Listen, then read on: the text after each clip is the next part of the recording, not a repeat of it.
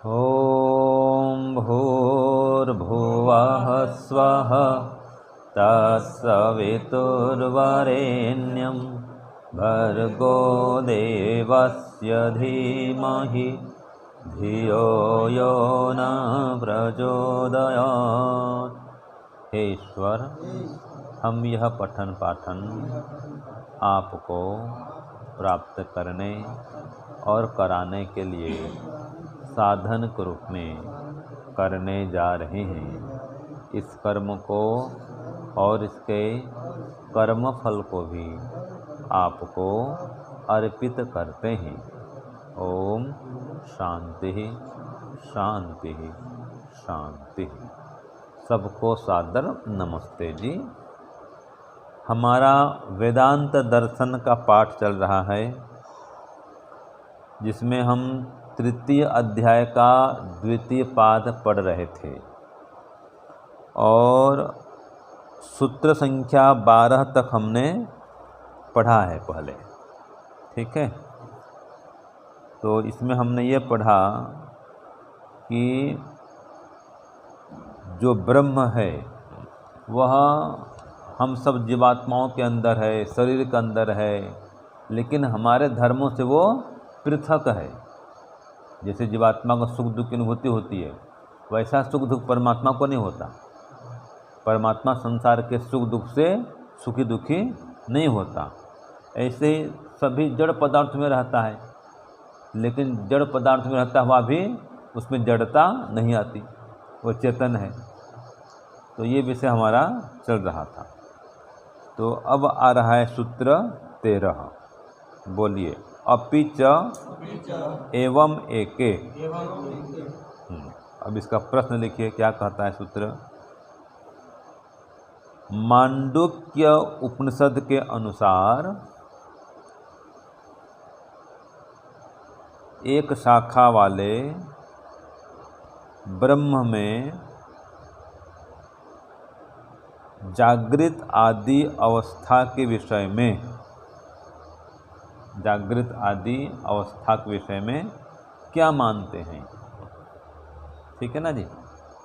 हाँ, अब इसका उत्तर क्या होगा, लिखिए 13 का। मांडुक्य उपनिषद के अनुसार एक शाखा वाले ब्रह्म में जागृत आदि अवस्थाएं नहीं मानते हैं। ठीक है, वो लोग नहीं मानते हैं, ये सूत्र का अर्थ हुआ। तो जैसा हमने पढ़ा था कि कई अवस्थाएं होती हैं, जागृत अवस्था, मूर्छित अवस्था, स्वप्न अवस्था, सुषुप्ति अवस्था, कई अवस्था होती है ना। तो ये कह रहा है कि ब्रह्म में ऐसी कोई अवस्थाएं होती नहीं है। जागृत आदि, आदि में सब आ गया, वो तो हम चेतन रहता है वो। तो कुछ शाखा वाले ऐसे मानते हैं। भाष्य में भी यही कहा है कि वो जो परमपिता परमात्मा है उसमें ये जागृत आदि अवस्थाएं नहीं मानते, ये शाखा वाले बोलते हैं। तो मतलब क्या इसका सार निकला। देखो, हम लोग जागते हैं, सोते हैं, है ना, और देखते हैं स्वप्न भी। तो क्या परमात्मा कभी देखता है स्वप्न, कभी सोता है, कभी जागता है? तो ये सभी अवस्थाएं हमारे लिए होती हैं, परमात्मा के लिए ये अवस्थाएं नहीं होती। वो सदा चेतन है, सदा जागृत है। ठीक है ना, वो कोई सोता नहीं है, कोई स्वप्न देखता नहीं है, कोई बेहोश नहीं होता है। ठीक है ना जी। तो इसलिए हमसे वो भिन्न है। ये बता दिया कि परमात्मा में ये सब अवस्थाएं नहीं होती हैं, वो नहीं मानते हैं। बात भी सही है। ठीक है। अब देखो सूत्र 14। अरूपवत एव हि तत्प्रधानत्वात्। ये सूत्र 14 हुआ। इसमें क्या कहा, प्रश्न लिखिए। ब्रह्म रूप रहित बराबर निराकार क्यों है। हाँ, ये प्रश्न हुआ। रूप रहित मन निराकार क्यों है। तो उत्तर देगा सूत्र में ही, अरूपवत एव हि तत्प्रधानत्वात्, यही इसका उत्तर है। तो हिंदी में क्या होगा कि ब्रह्म रूप रहित बराबर निराकार है, ये सूत्रार्थ हुआ। क्यों क्यों निराकार है, प्रश्न ऐसा ना भाई, क्योंकि वेद में निराकार स्वरूप का वर्णन प्रधान होने से, क्योंकि वेद में निराकार स्वरूप का वर्णन प्रधान होने से, तो उसके निराकार स्वरूप का आता है वर्णन। विश्वतः चक्षु विश्वतो मुखः, ये स्वरूप का वर्णन हुआ है। सहज शीर्षा पुरुषः सह साक्षात् सहज सर्पात्, ये आता है वर्णन कि उसके तो हजारों आँखें हैं भाई, हजारों सिर हैं। तो ऐसा कोई व्यक्ति हो सकता है क्या, हजारों आँख वाला, हजारों सिर वाला? ये संभव नहीं है। सभी उसकी आँखें हों, सभी और मुख हों, ये कैसे संभव हो भाई? निराकार तो ऐसा कथन हो रहा है, अलंकारिक कथन। और आगे तो कहा विद्या कि सब पर्यगात शुक्रम अकायम अवृणम अस्नाविरम, और कायम कहा उसको, शरीर से रहित है। तो ऐसा प्रधान रूप से मिलता है वर्णन, न तस्य प्रतिमास्त, ये मिलता है, इसलिए वो निराकार है, रूप रहित है। ये वेद के आधार पर हम सिद्ध करते हैं। ठीक है, ये हो गया सूत्र 14। अब देखो सूत्र 15, बोलिए प्रकाशवच्च अवैयर्थ्यात्। ये सूत्र 15 हुआ। अब इसको प्रश्न रूप में समझेंगे हम, प्रश्नोत्तर रूप में। तो कहता है इसमें कि ठीक है, वो रूप वाला नहीं है जो ब्रह्म है, तो फिर तो रहेगा ही नहीं। जो जिसका रूप नहीं है वो कैसे रहेगा, ये प्रश्न आ रहा है। जिसका रूप नहीं है वो कैसे रहेगा, उसका तो अस्तित्व नहीं रहेगा भाई, रूप नहीं है तो उत्तर दिया नहीं, ऐसा नहीं है। जिसको हम देख नहीं पाते हैं उसको भी हम मानते हैं कि है, माने स्थूल रूप से उसका कोई रूप दिख नहीं रहा है, फिर भी मानते हैं कि है। तो कैसे है, अभी बताएगा इसको। लिखिए प्रश्न 15, ब्रह्म निराकार है, कोई हेतु और दृष्टांत देकर समझाओ। अभी कहा ना भाई ब्रह्म का तो अभाव हो जाएगा, तो बोलता है नहीं नहीं अभाव नहीं है, निराकार रूप में है, वो सब जगह है। तो यही कैसे है, इसको हेतु और दृष्टांत देकर समझाओ बोल रहा है प्रश्न में। तो प्रश्न क्या हुआ, ब्रह्म निराकार है, कोई हेतु और दृष्टांत देकर के समझाओ, ये प्रश्न हुआ। तो उत्तर क्या होगा, ब्रह्म निराकार है, ठीक है ना। हेतु क्या है, आगे लिखो कि ब्रह्म को निराकार बतलाने वाली श्रुतियों का, ब्रह्म को निराकार बतलाने वाली श्रुतियों का सत्य प्रतिपादन सामर्थ्य होने से, सत्य प्रतिपादन सामर्थ्य होने से, तो जो कहता है वो सत्य कहता है, इतना सामर्थ्य है वेद में। और वेद ने कह दिया न तस्य प्रतिमास्ति, है ना। और वहाँ भी आता है उपनिषद में अपानिपादो दिव्यो ही अमूर्तः पुरुषः, वो अमूर्त है, अशब्दम अस्पर्शम अरूपम अव्यम अगंधम, ये सब आता है कठोपनिषद में। तो इसे सिद्ध हुआ कि वो निराकार है, और निराकार बतलाने वाली ऐसी श्रुतियाँ हैं, और इन श्रुतियों में सत्य को बताने का सामर्थ्य है, इसलिए ब्रह्म निराकार है। और उदाहरण देकर समझाओ, तो उदाहरण क्या है, दृष्टांत इसका, सूक्ष्म अग्नि के समान। जैसे गर्मी काल में सर्वत्र अग्नि फैली हुई है सूक्ष्म रूप में, तभी तो गर्मी लगती है, लेकिन कहीं पर अग्नि जलते हुए दिखती है क्या?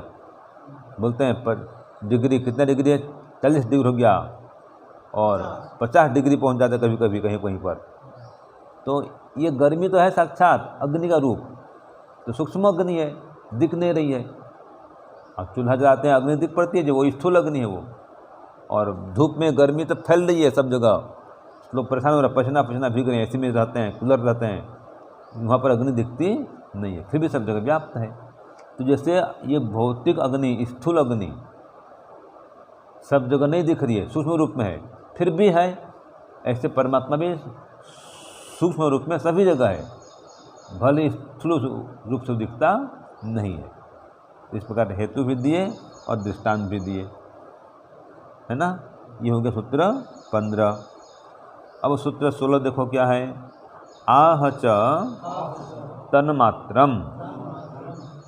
सूत्र 16 हो गया। अब इसका प्रश्न लिखिए, ब्रह्म के शुद्ध चेतन स्वरूप के विषय में ब्रह्म के शुद्ध चेतन स्वरूप के विषय में श्रुति क्या कहती है? हाँ जी, देखते जाओ जी। ब्रह्म के शुद्ध चेतन के स्वरूप में श्रुति क्या कहती है? ये प्रश्न हुआ 16 का। अब इसका उत्तर लिखिए।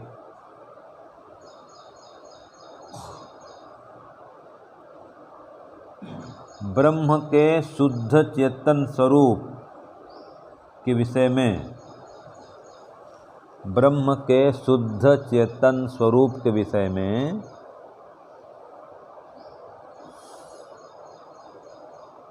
श्रुति भी कहती है, श्रुति भी कहती है कि जो चेतन होता है वह निराकार होता है। ये समझने की बात है, समझ लो। हाँ जी, जो चेतन होता है वो निराकार। तो हम सब जो आत्मा कैसे हैं? चेतन की जड़ चेतन, इसलिए हम भी कैसे हैं? निराकार। ये शरीर तो आकार वाला है, क्योंकि शरीर आत्मा नहीं है। आत्मा जिससे अलग है वो चेतन है, वो निराकार है, वो रूप रंग से रहित है। जैसे परमात्मा रूप रंग से रहित है, ऐसे जीवात्मा भी, दोनों में समानता है। तो इसमें ये कहा कि ब्रह्म के चेतन स्वरूप विषय में श्रुति भी कहती है कि वो निराकार है और ज्ञान स्वरूप है। वो ऐसा है, वर्णन शास्त्र में मिलता है। चेतन स्वरूप माने ज्ञानवान, वो ज्ञानवान है। तो यहाँ पर कहा कृष्ण प्रज्ञान घन है, वो सब वो संपूर्ण रूप से प्रज्ञान घन है। ज्ञान का विज्ञान का भंडार है, सर्वज्ञ है। जो ज्ञान है उसमें ज्ञान विज्ञान का भंडार है, चेतन है, तो वो निराकार है। अब ये पुस्तक है, ये जड़ पदार्थ है, ठीक है जी। इसमें आकार है, रूप है, भार है, सब कुछ है। अब आत्मा में, परमात्मा में कोई रूप रंग आकार भार तो है नहीं, दोनों ही चेतन है, आत्मा परमात्मा, है ना। तो इसलिए ब्रह्म निराकार है, ये सिद्ध होता है। अब आगे आ रहा है सूत्र, कौन सा बचा? हो गया पूरा? अच्छा, 12, 13, 14, 15, 16, 4 सूत्र हो गया ना, ठीक है। एक दिन में 4 कर रहे हैं हम क्रम से। तो इनमें सार ये निकला, आज के पाठ का सार क्या निकला कि ब्रह्म रूप रहित है, मतलब निराकार है। क्योंकि वेद में ऐसा कहा है, और जो वेद कहता है वो सत्य कहता है, अपनी बात को सिद्ध करने का उसमें सामर्थ्य भी है। तो वेद में, दर्शन में, उपनिषद में, सभी जगह में परमात्मा को क्या कहा गया है? निराकार कहा गया है, रूप रहित कहा गया है। और उसको कई हेतु से, दृष्टांत से सिद्ध भी कर दिया है। और अंतिम हेतु ये दिया कि जो चेतन होता है निराकार होता है, तो ब्रह्म चेतन है इसलिए निराकार सिद्ध होगा। जीवात्मा भी चेतन है इसलिए जीवात्मा भी निराकार है। जो चेतन होता है निराकार होता है, वो जो जड़ होता है वो साकार होता है, साकार आकार सहित। ये पानी की बोतल, ये जड़ पदार्थ है, तो ये क्या है? साकार। जितने पदार्थ हैं जो दिख रहे हैं रूप से,